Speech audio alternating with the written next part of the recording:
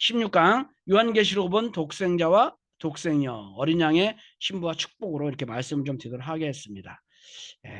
이 하늘에 오는 요한계시록 이 도표는 많이 봐야 됩니다. 많이 보고 열심히 봐서 이어지는 연결을 머리로 이렇게 좀 생각을 하면 요한계시록이 일단 전체가 눈에 보이게 됩니다. 전체가 눈에 보이게 되면 그 다음에 세세적인 것들을 이해하면 야, 요한계시록이 정말 2000년 전에 참 대단한 것을 예언했구나 하는 것을 알 수 있습니다. 그래서 오늘은 결론적인 거 19장부터 보도록 하겠습니다. 중간에 자꾸 봤으니까 19장의 첫 번째가 나옵니다. 여러 가지 뭐 얘기가 많은데 시장 보면 여기서부터 보겠습니다. 19장. 지난번에도 공부했지만요. 19장의 첫 절이 뭘까요? 야, 내가 들으니 하늘에 허다한 큰 음성이 이르되 할렐루야 구원이 이르렀다 이런 말씀합니다. 구원. 야, 뭔가 역사가 시작되는 거죠. 능력이 하나님에게 있어. 그 하나님의 능력이 뭐였을까? 이게 시작입니다. 하나님의 능력이 뭐냐면요. 여기 썼습니다. 이제 다시 PPT로 들어와서 2절입니다. 2절. 심판의 때라는 거예요. 그 심판했는데 누구를 심판했어요? 큰 음녀를 심판했다. 근데 그 심판이 그냥 단순한 심판이 아니라 참되고 의로운 거예요. 참되고 의로운 심판이다 이거예요. 그래서 이것이 나중에 결론적으로는 어떻게 합니까? 19절에는 뭐예요? 하나님의 참되신 말씀이다. 하나님이 심판을 하면서 뭘 했습니까?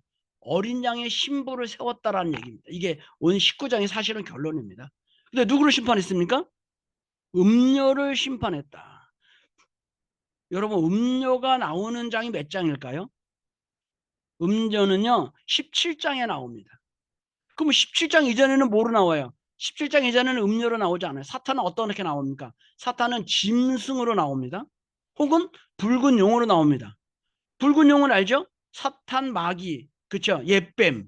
그거는 딱 성경에 몇 번 나옵니다. 12장, 계시록 12장 5절부터 시작해서 7절, 12장 7절부터 시작해서 몇 번에 걸쳐서 나옵니다. 19장에도 나옵니다. 옛뱀고 마귀라고도 하고 사탄은 자다. 이게 누구냐? 붉은 용이었어요. 근데 이 용이 짐승으로 변화됩니다. 그랬더니 이 짐승을 어떻게 해석하는 게 좋습니까? 이 짐승 때문에 많은 사람들의 해석이 막 헷갈려. 분명히 나쁜 거는 맞는데 근데 그 여러 가지 해석 중에 가장 좋은 건 이거더라고요. 이성이 없는 짐승이다. 저는 그렇게 생각합니다. 성경에는 뭐 인간 같지도 않은 놈, 뭐 하나님의 말씀을 깨닫지 못한 자 이렇게 해석하는 사람도 있습니다. 하나님의 말씀을 모르는 자도 짐승이래요. 그러다 보면 하나님의 말씀을 깨달은 사람은 전 세계의 1%, 말씀을 깨닫지 못한 사람은 99%. 그러면 세상 다 짐승이네요. 그건 아니죠. 그거는 잘못된 해석이고요. 저는 그래서 이 짐승을 이성이 없는 자다. 베드로에서도 나옵니다. 이성이 없는 자가 짐승인데 그렇기 때문에 이성이 마비되니까 뭐야? 극악무도한 잔인성이 나옵니다. 함부로 자기중적인 삶이 나오고 하여튼 여러 가지가 있습니다만 하여튼 짐승이 나오고요. 그 짐승이 17장에 돼서 뭐가 나와요? 갑자기 바뀌어요. 뭐로 바뀌어요? 음료로 바뀝니다. 짐승의 존재가 음료로 바뀌어서 세 가지입니다. 뱀, 붉은 용이죠. 붉은 용, 그 다음에 짐승. 마지막에는 뭐로 나와요? 이게 음료로 나와. 왜 음료로 나왔을까라고 사실은 제가 고민을 많이 했습니다. 19장에 음료가 나오죠. 그건 왜냐하면 타락의 모든 전반적인 악의 역사가 뭐야? 창세기에 나오는 뭐로 시작되었다는 얘기예요. 뱀으로부터 기인했다라고 보는 겁니다. 뱀이 누굴 꼬였습니까? 하와를 꼬였잖아요. 그게 우리가 알다시피 하와가 뭐가 된 거예요? 정상적인 사랑을 갖지 못한 타락한 모습, 음녀의 모습을 갖췄다. 그것이 뭐예요? 여태까지 모든 악의 근원이었다라고 계시록은 선언하는 겁니다. 요한계시록은. 자, 그렇다면 새로운 역사가 시작되려면 이 음녀가 어떻게 돼야 됩니까? 심판을 받아야 되겠죠. 그래서 19장에 나오는 결론적인 요한계시록 결론의 첫 번째가 음녀가 심판받았다. 큰 음녀를, 보통 음녀가 아니에요? 큰 음녀를 심판을 받아서 더 나아가서 뭐라 합니까? 자기 종들의 피를 그 음녀에 갚으셨다. 신원해달라 그랬으니까. 그러면 이게 나오니까 그 다음에 뭐 나오니까 19장 3절에 성경의 옆에 있습니다. 두 번째로 할렐루야 하신 연기가 세상도로 올라가니라. 계속 찬양이 나오는 거야. 좋은 일 했다라고 박수 쳐주는 거죠. 이 사실은 성경에는 찬양 얘기가 되게 많아요. 할렐루야가. 그래서 여기 보면 4장 5절 그러니까 4장이 4절 5절 6절까지 계속 얘기합니다. 그러면서 결론이 뭡니까? 여기는 안 썼는데 중요한 사실 중에 하나가 6절에 있습니다. 뭡니까? 전능하신 이가 통치하시도다. 이게 중요한 성경 구절 하나입니다. 하나님의 통치. 쉽게 말하면 천국이 오는 거잖아요. 여기도 썼는데요. 하나님의 통치가 뭘까요? 예수님께서 온갖 고초를 겪으시고 3대 시험을 갖다 사탄으로 받고 난 다음에 마태복음 4장 17절에 이런 말씀을 하십니다. 여러분 알좀 찾아볼까요? 야, 천국이 가까웠다. 이런 말씀을 하세요. 4장 17절에. 야, 예수께서 비로소 전파하여 가라사대 이르시되, 여기는 이르시되네, 회개하라, 천국이 가까웠다. 이 천국은 하나님의 나라잖아요. 근데 하나님의 나라가 오는 첫 번째 일이 뭡니까? 음녀가 심판받았다라는 것입니다. 그래서 하는 말이 뭐 하나님이 통치하시도다. 그럼 하나님이 어떻게 통치하실 건데요? 통치하는 거 알아요. 하나님의 통치가 뭡니까? 그래서 이거에 대해서 사실은 지난번에도 한번 얘기했는데요. 간단하게 말씀드리면, 시간이 없어서 간단하게 말씀드리면, 유대인들이 생각할 때, 예수님의 제자들이 생각하는 거나 유대인들이 생각할 때는 이런 생각을 했어요. 야, 우리가 로마의 속국이 되어 로마의 식민지가 되었으니까 로마에서 해방되는 것이 하나님의 나라가 온다라고 생각했어요. 그렇잖아. 하나님 온전한 나라가 만들어지는 거. 그러니까 제자들이 궁금해. 예수님께서 자꾸 하나님 나라 얘기하니까 물어보는 거예요. 언제까지 물어보냐면요. 사도행전 1장에 뒤에 쭉 나오거든요. 예수님이 이제 돌아가셔가지고 부활했어. 그래도 제자들이 못 깨달았어. 하늘에 쭉 올라가는데 물어봐요. 하나님 나라가 회복하시면 언제입니까? 그 얘기는 뭡니까?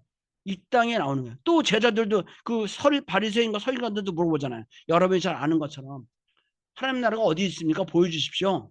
언제 옵니까? 그러니까 뭐야? 여기 있다 저기 있다 하지 않지니 하나님 나라는 어디에 있다고요? 내 마음에 있느니라. 그렇다고 생각하면 도대체 하나님의 통치라는 게 뭘까? 이게 어렵죠? 하나님은 분명히 천국에 가까웠다라고 얘기했는데 여기서도 하나님이 통치하시도다라고 얘기했는데 연관되는 거거든요. 다. 그렇게 생각했을 때 분명 한 가지 알 수 있는 거는 뭡니까? 권력으로 힘을 잡는 것이 하나님의 통치는 아닐 것입니다. 왜냐하면 예수님께서 여기 있다 저기 너희 마음 가운데 있다라고 했으니까요. 자, 그렇다면 하나님의 통치는 뭘까요? 저는 그런 생각해 봅니다. 공의가 실현되는 과정이다. 우리 내 마음에서부터 선이 나를 주관하는 것이죠. 우리 참 아버님께서 말씀하신 것처럼 둘이 하나 되는 거죠.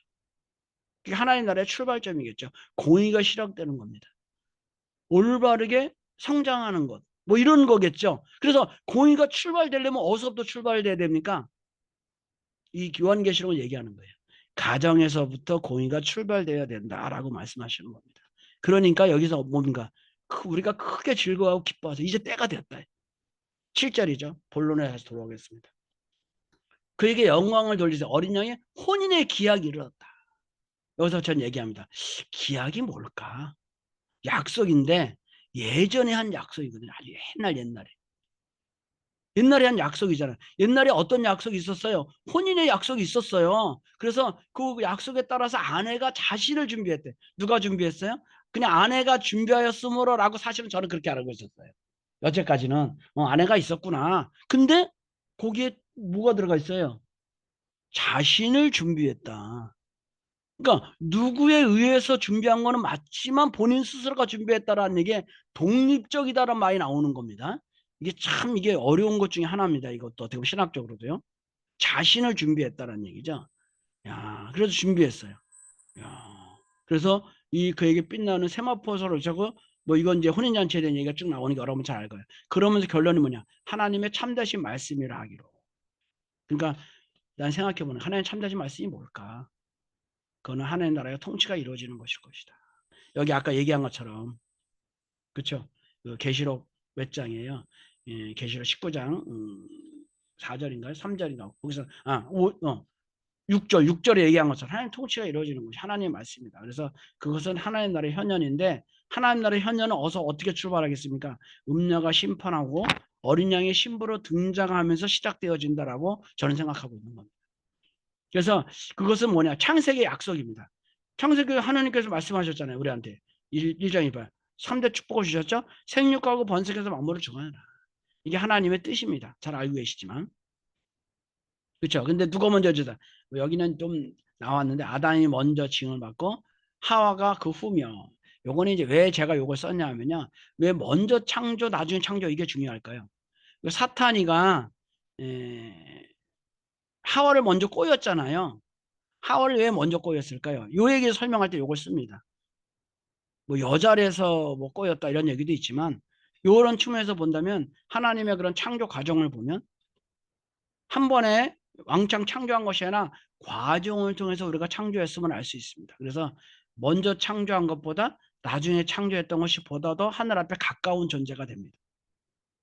그렇죠. 첫째 날, 둘째 날 이렇게 지나가면서 하나님은 진화의 방법을 사용하셨어요.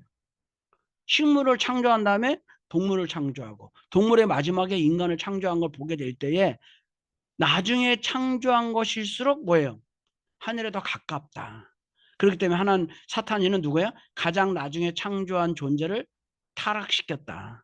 이렇게 얘기할 수 있습니다. 그래서 그거를 잘은 몰랐지만 이 디모데전서 바울 사도는 조금 알았던 것 같아. 그래서 꼭 순서를 먼저 기록해 놓은 것 같아.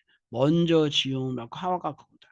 근데 먼저 지음 받았다고 한다 할지라도 누구에게 대해서는요? 인간에게 대해서는 특별한 법을 하나 줬습니다. 뭡니까? 부모가 남자를 떠나 아내가 둘이 하여 한 몸을 이룰지라. 이 한 몸을 이룬다는 얘기를 많이 강조하십니다. 근데 이게 창세기에도 이게 한 몸을 이룬다라고 나왔는데요. 여기 보니까 마가복음의 10장 8절에도 나오죠. 거기서도 이제 혼인에 대한 얘기를 하면서 예수님께서도 한 몸을 강조하셨어요. 그러면 한 몸은 뭘까요? 그냥 결혼하면 한 몸일까요? 좀 다르겠죠. 결혼했다고 한 몸은 아닐 거 아니에요. 근데 그것이 무조건 한 몸이 아니라고 보여주는 것이 뭡니까? 그게 이제 우리가 잘 아는 첫 번째 심판이 또 뭐야? 이게 노아의 홍수 심판인 거예요. 노아의 홍수 심판은 뭡니까? 죄목이 있어요. 왜 홍수 심판했어요? 혼인의 문란이에요. 하나님 보시기에 아름다운 하나가 안 되는 거야. 혼인이. 여기 나오죠. 6장 2절에 사람의 아들들이 하나님의 아들들이 사람의 딸들의 아름다움을 보고 자기 좋아하는 모든 여자를 아내로 삼은지라. 뭐 마음에 안 들어. 이게 뭐 왜 이게 뭘 잘못됐습니까? 이렇게 얘기하면 이게 또 어려워. 시각적으로 아주 복잡해집니다. 한 강의 하나 들어야 되는데 결국은 뭐냐? 여기 노아의 홍수 심판의 원인은 뭡니까? 혼인의 문란이다 이게. 그러니까 6장에 하고 나서 7장에 홍수 심판이 나고요. 8장에 배 떠다니면서 9장에 8장에 나오게 됩니다. 나오고 나니까 9장 1절에 뭐랍니까? 다시 하나님도 그들에게 복을 주시며 그들에게 시대 생육하고 번성해서 땅에 충만하라고 다시 아담에게 줬던 축복을 또 준다는 얘기예요. 그 얘기는 뭡니까? 아담에 있는 그 아담부터 노아까지 1600년 동안에 번성은 많이 했지만 하나님 원하는 번성은 안 했다고 봐야 되겠죠. 그러니까 번성하라고 얘기하지. 번성을 많이 잘했으면 어떻게 돼요? 지금까지 했던 대로 잘해라 이렇게 얘기했을 거 아닙니까? 근데 다시 생육하고 번성해서 땅에 만물을 정복하라 이런 얘기는 뭐겠습니까? 안 됐다는 얘기겠죠. 그 얘기는 뭡니까? 앞에서 한 몸이 안 됐다는 얘기예요. 그러면 안 됐다는 이유는 뭘까요? 왜 안 됐을까?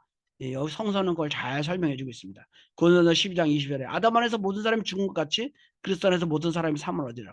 알고 보니까 아담 안에서 모든 사람이 죽었다라고 봤습니다. 죽은 사람은 성장할 수가 없습니다. 죽은 사람은 번성할 수가 없습니다. 바울이 봤을 때는 구약 전체가 모든 사람이 죽었다라고 봤습니다. 왜? 타락으로 인한 하나의 죄 가운데 들어갔기 때문에. 자, 그러면 그리스도의 모든 사람이 살아야 되겠죠.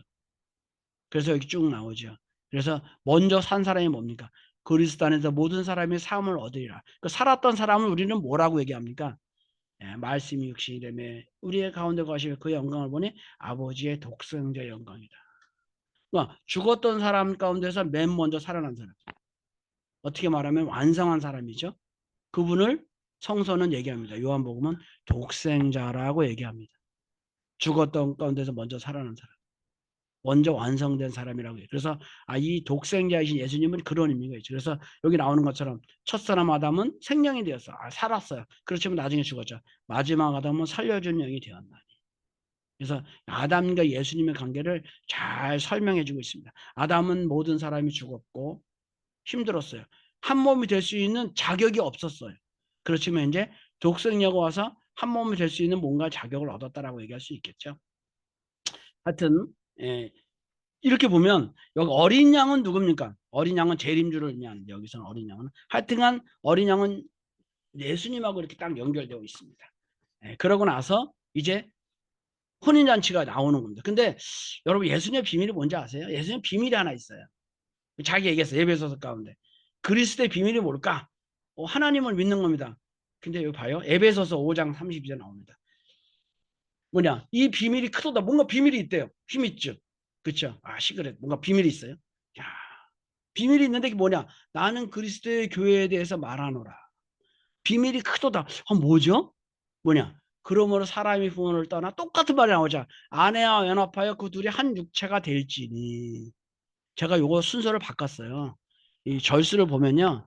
5장 예배서 5장 31절이죠. 뒤에 나온 게. 앞에가 뭡니까? 32절이에요.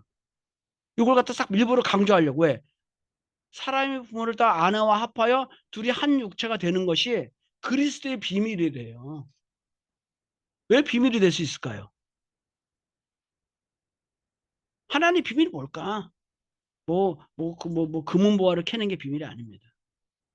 하나님의 비밀이 뭘까? 참 가정을 이루어가는 거죠. 어떻게 보면요.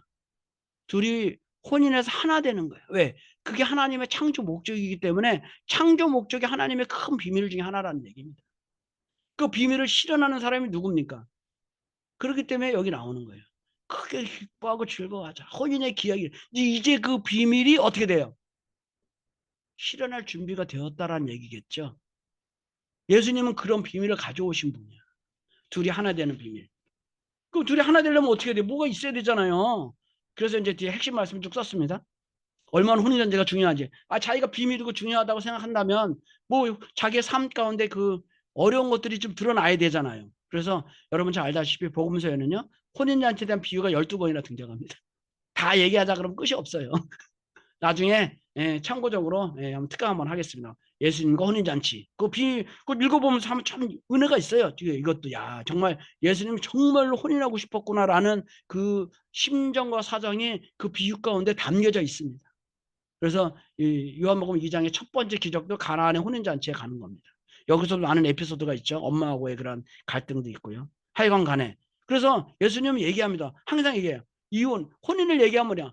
둘이 한 몸이 될지니 그러므로 둘이 아니요 한 몸이다. 이거는 다시 말하면 뭐야? 하나님의 창조 목적을 이루어야 됨을 얘기해 주는 겁니다. 그래서 제가 다시 한번 썼습니다. 자 그러면 하나님의 비밀을 수행하려면 조건이 있어야 되겠죠. 조건이 뭡니까? 혼자는 이룰 수 없잖아요. 하나님의 비밀이 둘이 하나가 된 육체가 하나 된다 그랬어 있죠. 여러분 중요합니다.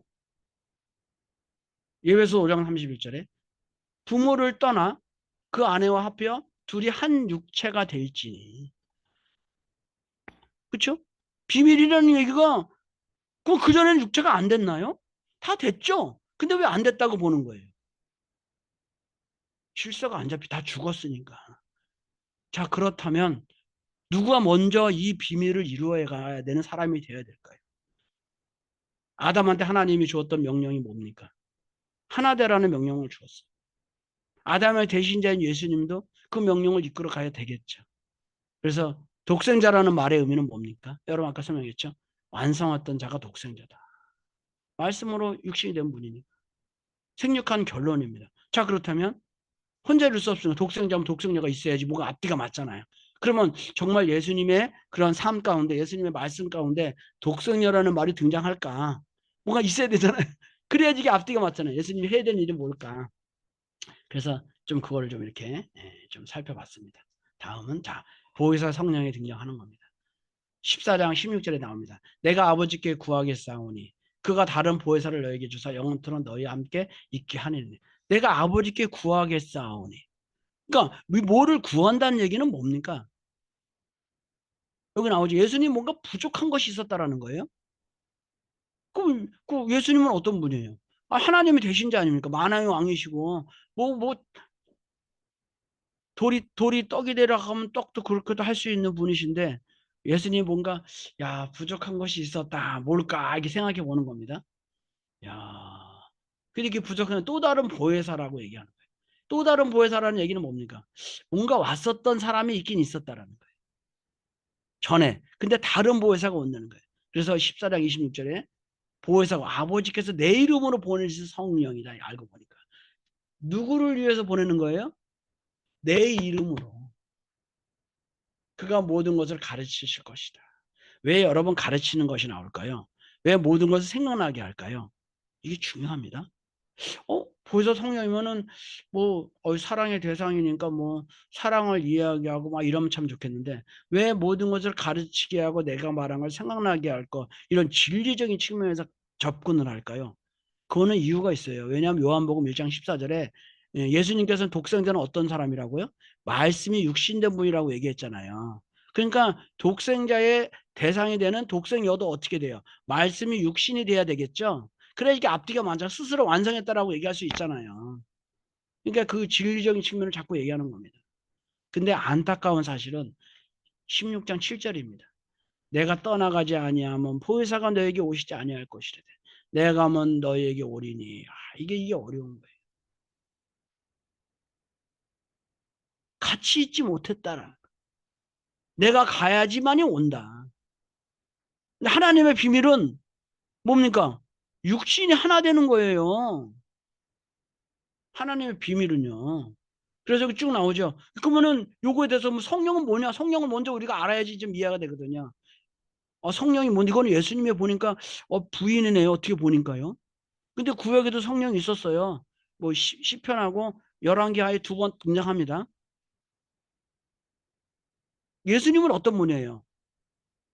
우리가 다시 예수님에 대한 신학적인 논쟁을 또 시작을 해야 됩니다. 잘 생각해 보게 될 때 예수님은 말씀이 육신된 분이니까 창세기 1장 28절에 하나님이 남자 여자를 창조하시고 했지 않습니까? 그 남자의 완성자로서 하나님의 플러스면 양적인 것을 완성한 분이 아담이었고 그것이 예수님이었더라면 마이너스 부분을 전하는 어머니 역할을 하는 것이 성령이었고 독생녀의 자리라라고 얘기할 수 있겠죠. 그래서 그것이 이제 뭐예요? 이 땅에 오시다. 그러니까 그 전까지는 그 전에 성령들은 어떤 역할을 한 거예요? 원래 하나님은요 하늘 부모님이니까 아버지의 역사도 하고 어머니 역사도 합니다. 그럼 예수님이 없다고 해서 아버님 역사를 안 했나요? 했죠. 천사들을 통해서 했어요. 근데 가끔은 성령을 통해서도 했어요. 성령은 뭐야? 거룩한 영들입니다. 예, 그 당시에 그 믿음을 가지고 죽었던 그 히브리서에 보면 의인의 영들이라고 되어 있거든요. 예? 의인의 영들을 우리는 성령이라고 하는데 거룩한 영이다. 그냥 말 그대로 문자 그대로 성령, 홀리 스피리트, 거룩한 영이 성령입니다. 그러니까 그 하늘의 거룩한 영들이 누구야? 사탄을 대항해서 열심히 하늘 역사를 해서 우리 마음 가운데 오셔서 뭐 용서해 주시고 이런 역사를 했다라는 거예요. 그래서 주의 성령이 떠나가지 마시옵소서. 왜? 하나님의 영이시니까. 그런 역사를 했는데 그거 뭐야? 이제 예수님 때가 되면 왜? 완성한 분으로서 이 땅에 오신다는 얘기입니다. 실체적으로. 그래서 그 실체가 뭡니까? 여기 나오죠. 내가 떠나가야 보혜사가 오신다. 예수님의 어린 양의 신부로 오신다는 얘기죠. 그래서 맨 마지막에는 성령과 신부가 말씀하시길 그분이 오신다. 안타깝게도 동시에 같이 있지 못해. 왜? 내가 가야 오니까. 왜 지상에서 생육하고 번성해서 한 몸을 이룰지라 하나님의 큰 비밀을 이루지 못했어요. 그렇지만 여기 히브리서 5장 5절에 보면 뭐라 그럽니까? 너는 내 아들이 내가 오늘 너를 낳았다라 그랬어요. 알을 낳았다는 얘기는 뭡니까? 부모가 돼 애를 낳죠. 혼자는 못 낳잖아요. 그러니까 예수님도 부모는 부모인데 어떤 부모예요? 영적인 부모였다라고 얘기할 수밖에 없습니다. 그 영적인 부모 아버지의 역할은 예수님이 하시고 어머니 역할은 성령이 하셨다. 보혜사 성령이. 이렇게라고 볼 수밖에 없잖아요. 그래서 성령이 역할로 오셨는데 실제적으로는 이루지 못했다. 그래서 요한계시록에 나오죠. 자, 그럼 언제 실제가 옵니까? 그게 이제 19장부터 얘기를 하는 거예요. 그전에도 많이 있었는데 그거 아니야. 요한복음 19장, 그러니까 요한계시록 19장의 얘기는 그거 아니에요. 왜? 이제 근본적인 문제를 얘기하는 거예요. 음녀가 심판을 했으니까 하늘이 이 땅에 보낼 수 있는 조건이 만들어졌다라고 보는 거죠. 예수님 때는 음녀가 남아 있었어. 음녀가 예수님을 막았잖아요. 근데 이제 그러니까 뭐야? 이제 보좌에 앉으시니까 딱 나와. 21장에. 이르시되 보좌에 앉으시는 누굽니까? 하나님이죠. 보라, 내가 만물을 새롭게 하더라. 모든 거 왜? 재창조할 것이다. 이제 이 말은 신실하니 참되고 기록하라. 여기에 참 그 뭐라 할까요? 그 혼인잔치와 관련된 말씀을 할 때는 꼭 그런 말이 많아. 뭐 참되다, 뭐 비밀이다, 말씀이다, 이런 게 많아. 그러면서 뭐야? 기록하라. 기록하란 말은 뭐예요? 그건 영원히 남겨라는 뜻이죠.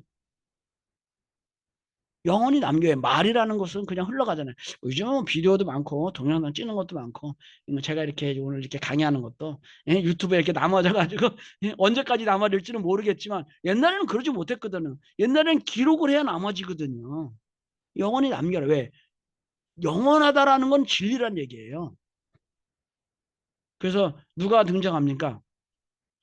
등장하는 19장 21장 9절에 일곱 대접을 가지고 마지막 일곱 재앙을 담은 일곱 천사 중에 하나가, 이게 참 열어요. 왜 마지막 일곱 대접을 가진 천사가 등장할까요? 원래 마지막 일을 하는 사람이 하나님의 가장 가까운 사람인 거예요. 우리 그런 거 있죠. 대통령에 가장 가까운 사람은 누굽니까? 대통령 가방 들고 다니는 사람. 우리는 뭐 가방 들고 다니는 사람 없는데, 특히 김정은 보면 알죠. 김정은의 가방 들고 다니는 사람은 어떤 사람이에요? 2인자라고 얘기할 수 있어요. 예, 그 김정은을 통해서 모두는 마지막, 그러니까 하늘은 누구예요? 아담 이전에, 예수님 이전에 누구예요? 가장 큰 센 사람이 누구예요? 마지막 천사가야. 마지막 천사. 이 사람이 누구를 소개하는 겁니까? 자기보다 높은 사람을 소개해야 되잖아요. 그러니까 뭐야? 그분이 누굽니까? 어린 양, 곧 신부, 어린 양의 아내를 이렇게 격조 있게 이렇게 소개하는 거죠. 보이리라라는 얘기 뭐야? 내가 어린 양의 아내를 내가 소개합니다라는 뜻이겠죠? 그렇지 않겠습니까? 보이겠습니다. 어린 양이 안에 궁금하시죠? 어떻게 생겼는지 보이겠습니다. 근데 뭐라고 되어 있습니까? 성령이 나를 데리고 높은 산으로 올라가서 하늘을 높이 내려오는 큰 성을 보이는 거예요. 아니, 하나님의 성을 위에서 내려오는 거죠. 이것 때문에 좀 마음이 어렵죠. 예, 마음이 많이 어렵죠. 그러면서 뭐야? 참되고 기록하라. 어린 양의 아내는 아까 나온 것처럼 신부입니다. 신부. 근데 신부가 보여주는 어린 양은 어떤 분이신가? 하나님의 큰 성이다. 그러니까 어린 양의 아내를 통해서 우리에게 보여주는 것은, 여러분 예루살렘 성이 어떤 것인지 아시죠? 사위기다라고 우리가 너무 잘 알고 있어요. 왜? 동편의 세문, 서편의 세문, 남편에는 북편의 세문이니까 이걸 잘 공부해 보면 서로 간에 삼위기대, 그러니까 사위기대이고 12대성 목적이라고 얘기하고 되어 있습니다. 예, 그래서 그러면 하늘에서 큰 성이 들어오는데 성 안에 누가 들어갈까요? 들어갈 사람이 없잖아. 예루살렘 보면은 위에서 이렇게 쭉 성이 내려오거든요. 이렇게. 요 다음에, 요 다음에, 잠깐만, 좀 이상하네. 뭐 벌써 다 끝나고, 벌써 다 끝나가려고 그러는데, 예루살렘 성을 좀 이렇게 설명을 해야 되겠습니다. 볼까요? 계시록을 보겠습니다. 뒤에 좀 강의 내용이 불분명하니까. 21장에 지난번에 얘기했죠. 예루살렘 성이 내려오는데 큰 음성을 들으니 쭉 나오는데, 제가 이제 뭘 얘기하려면 그 진주를 얘기하려고. 자, 야, 성곽과 문과 뭐 이거 성령을 측량한, 네네네, 나오네. 중요하죠. 성의 모습. 그 성은 어떻게, 하늘에서 내려온 성의 모습을 제가 안 보았는데 이렇게 보면 이렇게 써 있습니다. 그 성은 네모 반듯하여 길이와 너비가 같은지라. 그 갈대자로 성을 측량하니 12,000 스타디언이여 길이와 높이가 같더라. 그 얘기하면은 이 예루살렘 거룩한 성은 어떻게 생겼습니까? 사실은 그 큐브 같이 직사각형, 그러니까 정사각형으로 된 네모나게 네모나게 돼서 위에서 이렇게 쭉 내려오는 겁니다. 근데 그 뭐 성곽에 뭐 여기 있죠. 뭐 보석들이 되게 많은데 성 안에 들어갔더니 뭐예요? 써 있어요. 성 안에 내가 성전을 보지 못하였으니. 성전에 뭐가 있어요? 성 안에 성전을 보지 못했대요. 이는 주 하나님 전능하신 이와 어린 양이 그 성전이심이라. 어린 양이 성전이래요? 아까는 뭐라 그랬습니까? 요걸 잘 주목해서 봐야 됩니다. 어린 양의 신부를 내게 보이라고 하면서 하늘에 성전이 내려왔거든요. 근데 성전에 성전이 없다라는 얘기는 무엇을 의미하겠습니까? 어린 양하고 어린 양의 아내가 하나가 되었다라는 의미예요. 한 몸이 되었다라는 것을 얘기하는 겁니다. 이게. 어린 양이 성전이니까. 그러면 당연하게 성령도 성전이 아니겠습니까? 그 이제 제가 보려고 한 게 이거 아닌데 몇 장이죠? 그걸 보려고 합니다. 그래서 문에 대한 얘기를 한번 좀 들어보려고 합니다. 이제 문을 보면요. 어, 여기 써 있네요. 동편의 셈은 요거는 제가 지난번에 얘기했던 그 동편의 셈은 북편의 셈은 남쪽의 셈은 서쪽의 셈은 이 동서남북이 아니고 동편, 북편, 그 다음에 남쪽, 서쪽. 왜 그럴까요? 이게 저는 그런 생각해요. 왜 동서남북이 아니고 동북, 남설까요? 이것도 한번 좀 고민 한번 해봤어요. 순서의 방법이에요. 동편의 셈은 서편의 셈은 남편의 셈은 북편의 셈은 하면 좋은데 근데 이게 뭐냐?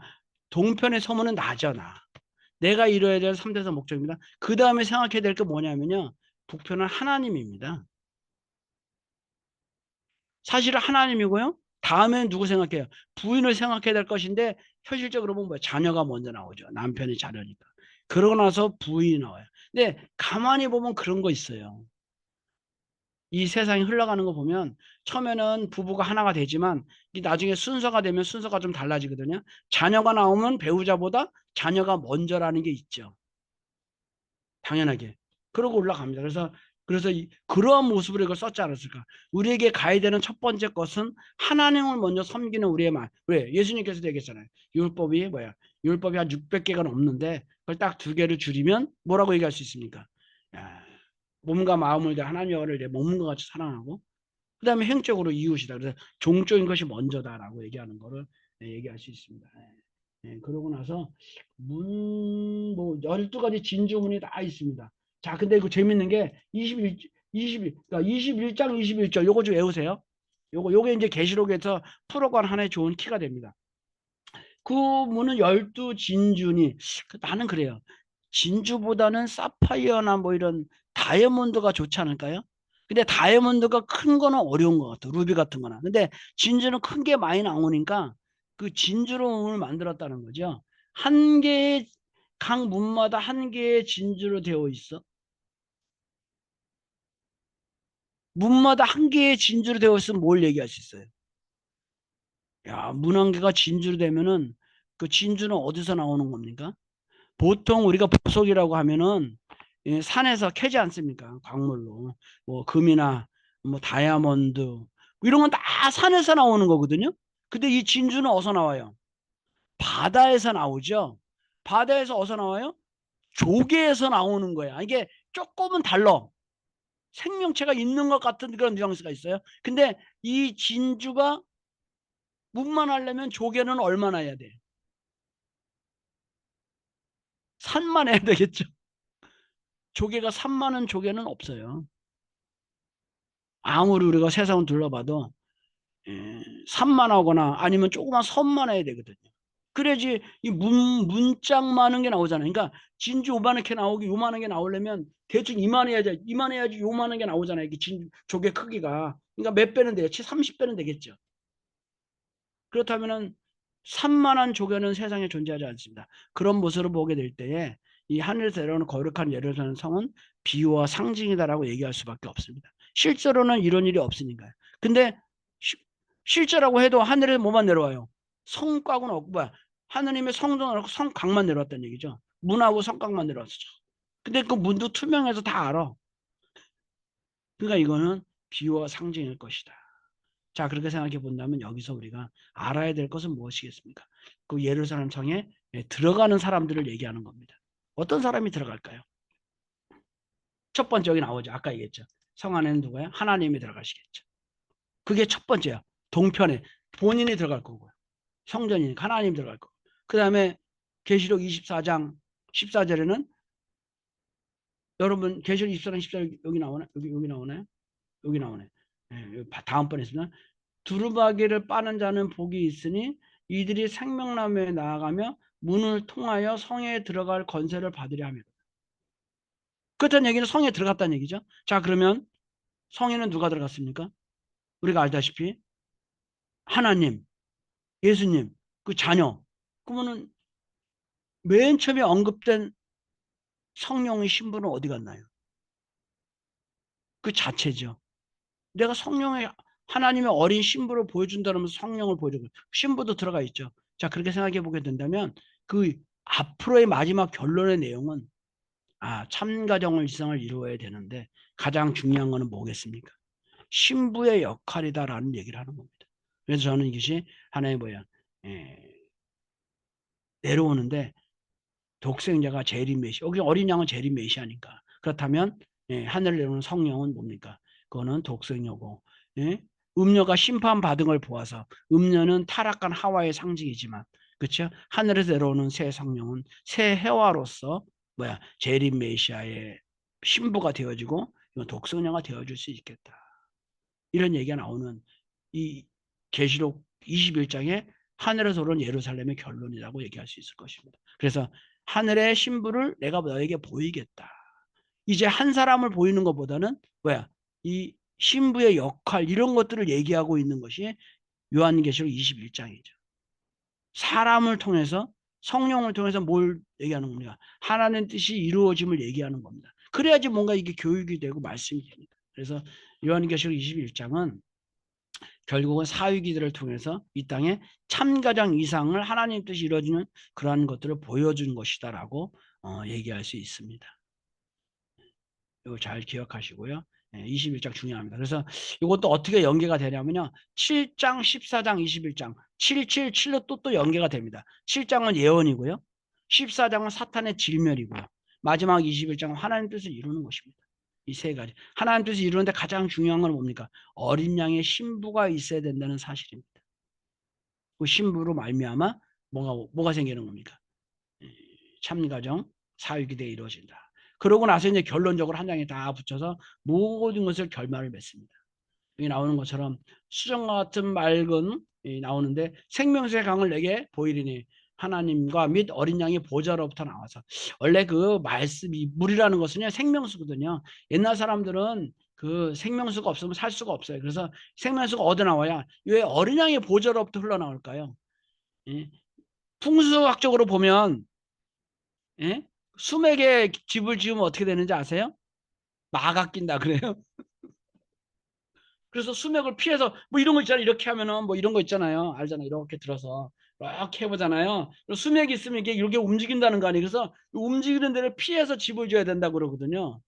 근데 우리는 거꾸로야. 수맥을 있는 데 갖다가 집을 져야 돼. 이야, 이게 뭔 얘기입니까? 이 수맥이 진짜 물이 아니죠. 말씀이 있는 곳에서 우리가 더불어 살아야 된다는 의미인 것입니다. 야, 참이 있는 곳에 가 살아야죠. 왜냐하면 우리는 성장하고 발전해야 되기 때문에 축복을 받았다고 해서 끝난 게 아니에요. 성전 보좌에서 끊임없이 물이 나오는 거예요. 말씀이. 그 물을 먹어야 살으니까. 우리도 마찬가지 말씀을 들어야 살거든요. 안 살 수 없잖아요. 원리에서도 보면 1단계, 2단계, 3단계, 4단계가 있지 않습니까? 3단계는 뭡니까? 축복을 받고 그 다음에 뭐야? 그 재림주의 말씀으로 더욱 성장하여라는 게 있잖아요. 그런 것처럼 계속 어린 양의 보좌로부터 말씀이 나오는 거예요. 물이. 그래서 길 가운데 흐르더라. 22장 2절에. 야, 물이 길 가운데 흘러. 너무 좋죠. 여러분 길 가운데 흐르면 어떻게 되는지 아세요? 우리가 생각하면 좋아요. 옛날에는 물을 먹으려면 어떻게 해야 돼요? 물동이에다가 물을 퍼가지고 머리에 이고 와야 되잖아요. 그래서 물을 먹어야지. 근데 바깥에서 물이 흘러 그러면 그냥 먹을 수 있잖아요. 요즘 수도가 있지만. 근데 그게 좋을 것 같죠? 하나도 안 좋아요. 이 근대화가 되면서 여러분 첫 번째 좋지 않은 게 뭔지 아세요? 여러분 한강에 밤섬 있죠? 밤섬 아세요? 우린 지금은 밤섬을 갈 수가 없어요. 저쪽 밤섬인데 왜냐하면 거기에 그 배를 타고 가야 되고 아무것도 없으니까 새들의 고향이라 그러잖아요. 옛날에는요 밤섬에도 사람이 살았어요. 그 물이 없을 때는 거기다 움막을 짓고 살았어요. 근데 어떻게 돼요? 여름 홍수가 지면 어떻게 되겠어요? 다 쓸려가죠? 여러분 물 가운데 있으면 그렇게 되는 거예요. 물가에 집을 지으면 어떻게 돼요? 홍수가 지면 그냥 죽죠. 근데 그거 생각 안 한 것 같아. 야, 강 가운데 집이 그러나 그걸 의미하는 건 아니죠. 잘 알다시피 손쉽게 하나님의 말씀을 들을 수 있다. 언제나 하나님과 더불어 살고 있다. 지금은 강 가운데 흐르는 게 아니라 어떻게 돼요? 싱크대에서 물이 나오고 있습니다. 거기에 다 정수기가 연결되어 있고요. 이게 편리한 그걸 그 당시에는 편리한 걸 얘기하면 또 하나 걸리는데 얘기 안 한 거죠. 아, 인간은 생명나무를 산다. 그래서 길 가운데 흐르더라. 좌우의 생명나무. 요 좌우의 생명나무는 지난번에 한번 말씀을 드렸는데 여기 나오죠. 고린도서 15장. 생명나무는 후아담을 상징합니다. 잘 알다시피. 그래서 왜 좌우의 생명나무일까? 왜 선하게 알게 하는 나무와 생명나무가 있는 것이 아니라 좌우의 생명나무를 할까요? 여러분 요거 잘 이해해야 됩니다. 질문을 누가 왔었어요. 그 왜냐하면 선악나무는 뭡니까? 하나님의 섭리를 보게 될 때에 아직 결정되지 않은 상태입니다. 왜? 하나님께서 인간을 미완성으로 창조하셨잖아요. 그래서 하나님이 뜻대로 완성하면 뭐가 됩니까? 선한 과일이 열리는 선나무가 되겠죠. 그런 하나님의 말씀대로 성장하지 못하면 타락돼서 악나무가 됩니다.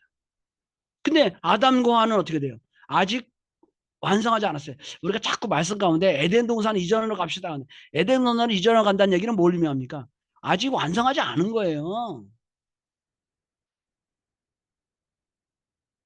에덴 동산으로 돌아갑시다. 에덴 동산도 아주 완성하지 않은 거예요. 하나님은 우리에게 좋은 환경을 만들어 놓고 완성하기를 바란 것입니다. 그래서 그 생명, 그 선하게 알게 하는 나무가 완성되면 어떻게 돼요? 선나무가 되겠죠? 선한 나무가 되면 선나무는 뭐만 열어요? 생명을 열잖아요. 그러니까 뭐야? 이것도 또 다른 생명나무라고 얘기할 수 있는 겁니다. 그래서 우리가 항상 말씀을 가르칠 때 아담은 뭡니까? 생명나무가 아니라 생명나무를 이루는 존재입니다. 생명나무가 아닙니다. 아담이 생명나무가 되지 못한 겁니다. 생명나무를 향해서 가는 존재입니다. 하와는요. 하와는 선하게 하게 나무죠. 왜? 아직 결정되지 않았어요. 근데 결정이 되면 어떻게 돼요? 선나무가 되죠. 선나무는 생명나무입니다. 왜? 선한 열매를 자꾸 선한 열매는 선이라는 것은 생명이니까. 악은 사망이잖아요. 그러면 자유의 생명나무가 둘이 있는 거죠. 사실은 이걸 갖다가 쓰면서 저는 그런 생각을 했어요. 아담과 하와를 생각해 아니라 우리 모든 축복 가정에 쫙 좌우에 생명나무가 쫙 있고 여기도 쫙 있고 그런 생각을 했어요. 근데 그렇게 볼 수도 있지만 이렇게 특정을 지어서 좌우에 생명나무를 해도 상관은 없겠다 생각했습니다. 그런데 어떻게 됩니까? 12가지 열매를 맺는데 어떻게 열매요? 예? 12가지 성령의 열매를 맺죠. 그래서 그 생명나무가 뭐냐라고 생각해 보면 우리는 뭐 완성된 나무 이렇게 얘기하는데 사실은 성경을 이렇게 쭉 읽어보면 인간의 덕목과 관련이 있는 나무입니다. 뭐 인내, 절제 뭐 그런 얘기도 쭉 있어요. 그게 우리 생명나무입니다. 인격과 관련된 겁니다. 그런데 더 중요한 건 뭡니까? 그 열매를 맺고 어떻게 열매가 돼요? 달마다 열매를 맺어요. 어디 1년에 한 번씩 열매를 맺어야 되는데 12배 더 뜻이 더 빨리 이루어진다. 근데 더 재밌는 건 뭡니까? 잎사귀입니다. 잎사귀. 왜냐하면 창세기의 잎사귀는 어떻게 됐습니까? 자기의 부끄러움을 가리는 데 썼잖아요. 아담과 하가 사탄의 뭐예요? 그 뱀의 유혹을 받아가지고 타락하고 나서 그들은 부끄러워서 나무 잎으로 하체를 가렸다 그랬거든요.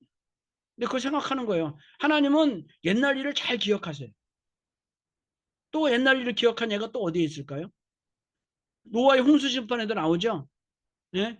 너희들이 물을 보면 물을 무서워할 것 같으니까 물이 이제 나쁜 게 아니다. 무지개를 두어서 과거의 일을 생각나지 않게 할 것이다. 그런 무지개가 있습니다. 희망을 상징하죠. 자, 그렇게 생각한다면 생명나무 잎사귀는 뭡니까? 치유를 하기 위해 있더라. 우리가 완성해도요. 아픈 것이 있어요. 육신은 한계가 있잖아요. 하나님의 나라가 이루어졌다고 해서 100%잘 될 것이다. 그런 생각하고 있잖아요. 온 세계 악은 하나도 없을 것이다. 아닙니다. 하나님의 나라가 이루어져도 계속 뭐가요? 악은 있어요. 그게 어디에 있냐면 여기 요한계시 여기는 안 썼는데요. 여기 있습니다. 자, 여기 보겠습니다. 보면요 이렇게 되어 있습니다. 자, 여기 써 있죠. 10장 11절. 10장 이 두루마리 예언의 말씀 임봉하지만 때가 가까워요. 그러면서 11절에 뭐라고 써 있어요? 불의를 행하는 자들은 그런 불의를 행하고 더러운 자는 그대로 더럽고 의로운 자는 그대로 의를 행하고 거룩한 자는 그대로 거룩하게 하라. 건드리지 말아라. 네, 하나님의 나라가 오고 성전이 내려와도 어떻게 해요? 이런 사람들이 있다라는 거예요. 야, 이게 왜 그럴까요? 그래서 천년왕국이에요. 1000년 동안 하나씩 하나씩 이뤄가는 겁니다. 그래서 결국은 여기 나오죠. 야, 우리가 생명나무에 나아간다는 얘기는 뭡니까?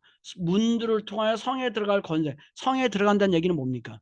이제 사위기대로 들어갈 수 있는 뭐가 되는 거예요? 내가 되어줄 수 있다. 왜? 어떻게? 신부가 있으니까. 축복을 받으니까. 아마겟돈 전쟁은 뭐냐 하면요. 올바른 참관을 이루는 거예요. 그 세마포옷을 입고 같이 싸운다 그러잖아요.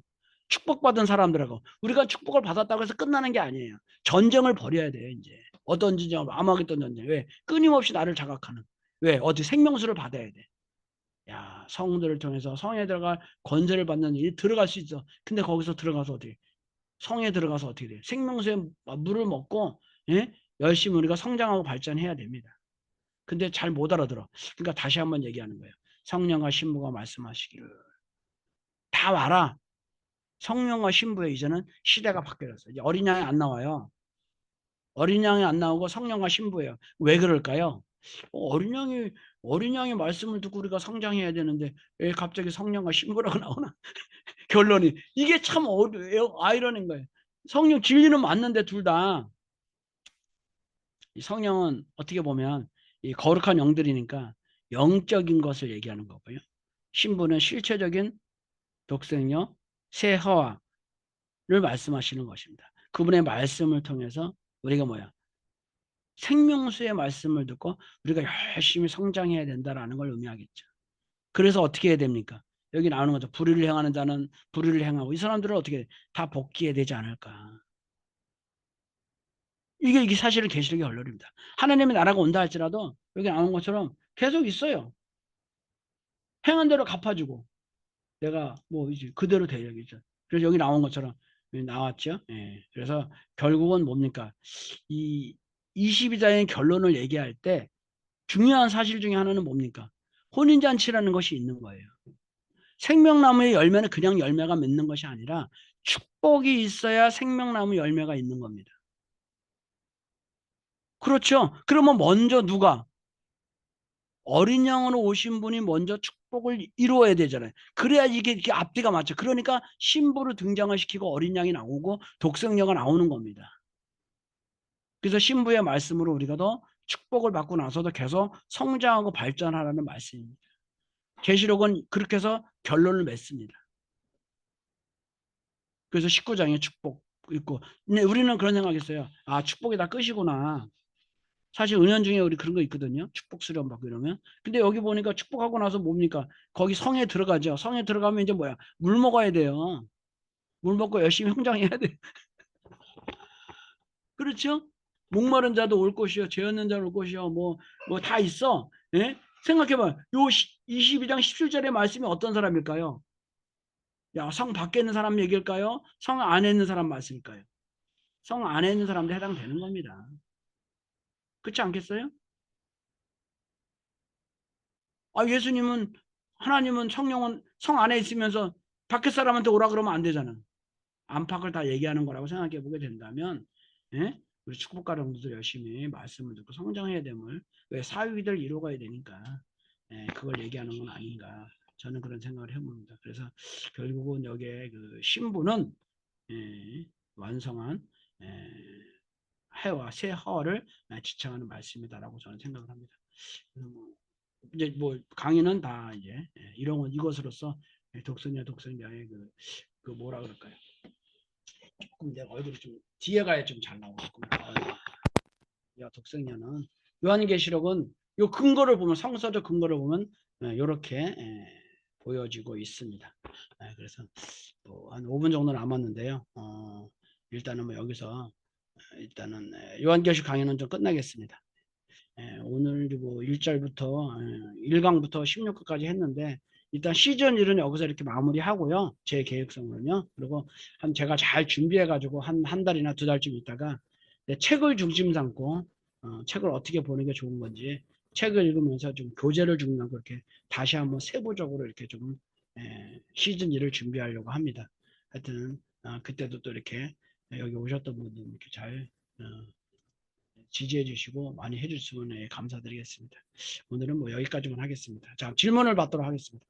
여기 마지막에 그 하나님의 세계가 저기 이루어도 악연은 있다라고 하는 거는 우리 하나님께서 지시는 그 책임 분담의 여부에 따라 그 이렇게 악의가 남아는 있다라고 하시는 거예요. 이해하면 이 악의가 있다라고 이해하면 돼요. 그러니까 그렇겠죠. 그 왜냐하면 한 번에 이루어지지 않는다라는 것을 계시록에서는 얘기하는 것 같아요. 한 번에 완전한 세상이 오는 건 아니다. 점차적으로 온다. 뭐 이걸 얘기하는 건 아닐까. 왜냐면 여기 보면 나오잖아요. 뭐 불의한 사람 계속 불의하고 그런 거 보면 하나님 나라가 이루어져도 밖에는 아직도 구말리죠. 사실은 아프리카 생각해보고 동남아시아 생각해보세요. 아직 구말리 아니겠습니까? 우리가 하나님 나라 이루어진다 할지라도 그런 생각해보면 아직도 할 일이 많죠. 아, 근데 그 평화 세계 아버님 말씀에 그 옛날에 뭐 그 완전한 그 하나님 세계 나도 특히 남녀간은 정말 그 잘 지키고 조심해야 된다는 그런 좀 내용과 옛날에 좀 봤던데 그러니까 우리가 아무리 해도 그 개개인과 그 말씀을 듣고 그대로 살아야 그대로 의지가 되고 되지만 그 사람과 아무리 말씀 듣고 완성해도 좀 그런 실수라든지 실패가 있는 거죠 앞으로도 그렇게 아, 알고 어떻게 하면 그럼요. 예. 뭐 이것에 대해서 뭐 얘기해 주실 분 있으면 말씀해 주세요. 뭐 저만 얘기하는 건 아닌 것 같아. 저도 그런 생각을 했었어요. 이 세계가 완전한 세계가 와야 될 것이다. 근데 사실은 이렇게 보면 완전한 세계는 어디입니까? 21장이에요. 하나님의 뜻에 사역이 되니까요. 근데 22장이 왜 붙었을까 이런 고민을 많이 했습니다. 사실은. 22장이 붙을 이유가 별로 없거든요. 근데 이거는 있죠. 나중에 뭐 가감하지 말아라. 예언에 덧붙이면 저주를 받는다. 이거는 이해가 되는데 그 다음에 붙었던 거는 좀 이해가 안 되잖아요. 끝나면 끝나야 되거든요. 근데 그 덧붙였다는 얘기는 뭡니까? 해야 될 일이 남은 겁니다. 결론을 맺어야 됩니다. 그래서 하나님 나라가 이루어져도 그런 얘기 하잖아요. 우리 자녀는 계속해서도 예? 자녀는 나를 닮아 나오는 게 아니라 전도 대상자라 그러더라고요. 제가 오늘 그 얘기 들었어요. 이세는 전도 대상자래요. 조금 충격적인 얘기죠. 근데 사실은 요즘 얘기 보면은 좀 그런 거 맞습니다. 전도 대상자 맞는 것 같아요. 우리는 당연하게 내 믿음을 쫓아가라고 생각했는데 실제는 그러지 못하는 걸 보면 이세도 전도 대상자임을 분명합니다. 말씀을 듣고 자라간 그것을 염두에 둔 것이 22장이 아닌가 그런 생각을 해봅니다. 그렇지만 그 배후에 하나님이 함께해서 생명나무 잎사귀도 있고 치유한다는 얘기는 뭡니까? 뭔가 문제가 있으니까 이걸로 뭔가 해결하는 걸 주는 거잖아요. 왜냐면 완전한 사회가 된다면 잎사귀도 필요 없죠. 잘 돼야 되죠. 근데 잎사귀가 있다라는 얘기는 그것도 거기도 좀 불행한 사람이 우리가 아프다라는 것은 몸이 아니라 마음도 있는 거고 여러 가지가 있는 거니까 그렇지 않았나 그런 생각을 좀 해봅니다. 다른 분 말씀하실 수 없어요? 우리 뭐 대표님 한 말씀 해주세요. 열심히 아까부터 열심히 계시는데 웃기만 하시고. 그리고 어려운 요한계시록을 이렇게 쉽게 설명해 줘서 고맙고요. 우리 여기 참석하신 모든 우리 식구님들한테 정말 감사드립니다. 이게 처음부터 끝까지 이렇게 초지일관하게 강의를 듣는다는 게 굉장히 어렵다고 생각을 해요. 저도 이제 여러 가지 사정 때문에 중간중간 많이 빠지고 이렇게 했는데, 그러면서도 꼭 그 VOD는 들었어요. 그러니까 그 요한계시록이 낯설지 않고, 한 번만 더 하면 이제 많이 이해할 수 있겠다. 이런. 근데 가만히 보면 우리 대표님은 강사가 될 수 있을 것 같아요. 너무 잘하세요. 관심이 너무 많으시고 그래서 그걸 만들었지 않아요. 제가 이제 최근에 그 김희열 회장님 자서전을 우리가 지금 편집하고 있거든요. 근데 김희열 회장님한테 아버님이 그 덴버리에 계실 때 휴여를 하나 주셨어요. 어머님한테는 그 님이여 피어나셔서 이 시를 내리시고, 김희열 회장님한테는 이제 견지 승리라는 휴여를 주셨습니다. 견지 승리. 그게 뭐냐면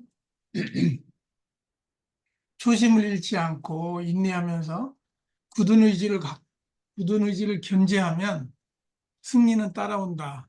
아주 그렇게 이제 해석을 해 주셨어요. 그러니까 이제 우리가 이제 사실 성경 공부를 이렇게 하는 것, 그 중에서 특히 요한계시록은 가장 어렵다고 생각하는데, 그럼에도 불구하고 우리 그 조한복 목사님이 아주 정말 성경 공부도 열심히 하고 계시도 받고 또 이렇게 해가지고 이렇게 쉽게 풀이해 주셨는데도 불구하고 아직 능력이 좀 우리가 부족합니다. 우리가 이거를 뭐죠? 초심을 잃어버리면 끝까지 이렇게 갈 수 없는데 우리 여기 이 남아 계신 모든 식구님들은 견지 승리할 거라고 저는 믿습니다. 아버님 아주 축복해 주셨으니까 그대로 우리가 한번 시즌 2도 그런 의미에서 좀 기대를 하면서 기다리면 좋지 않을까. 꼭 다음에도 여기 한 번 더 들으셨지만 시즌 2도 꼭 참여를 하시면 요한계시록이 정말 완전히 이제 이해되는 걸 넘어서 우리가 기독교인들한테 이제 이렇게 가르칠 수 있는 그런 단계가 되지 않을까 이런 기대를 합니다. 그동안 우리 조원봉 목사님 감사합니다. 감사합니다. 하여튼 뭐 오픈방에 많이 이렇게 와서 얘기해 주시고 좀 이렇게 공유 많이 해주시고 저도 이제 조금 이제 한 3달 정도 2달 반 됐거든요 여기 완지. 그래서 조금 이제 안정이 됐으니까요. 오픈 채팅방에 관심을 많이 가지고 이것저것 많이 이렇게 올리고 관심을 갖도록 하겠습니다. 하여튼 그래서 시즌 2 할 때는 책을 가지고 책을 좀 삼고 이렇게 공부하도록 하겠습니다. 또 다른 분들 하실 말씀은 있으시면 한번 열겠습니다. 그러고 아니면 마치도록 할까 합니다. 이제는 뭐 없으시네. 예. 우리 그러면 박수로서 오늘 시간이 좀 한 뭐 2분 정도 늦었는데 이렇게 해서 요한계시록 16강 강의 모두 마치도록 하겠습니다. 감사합니다.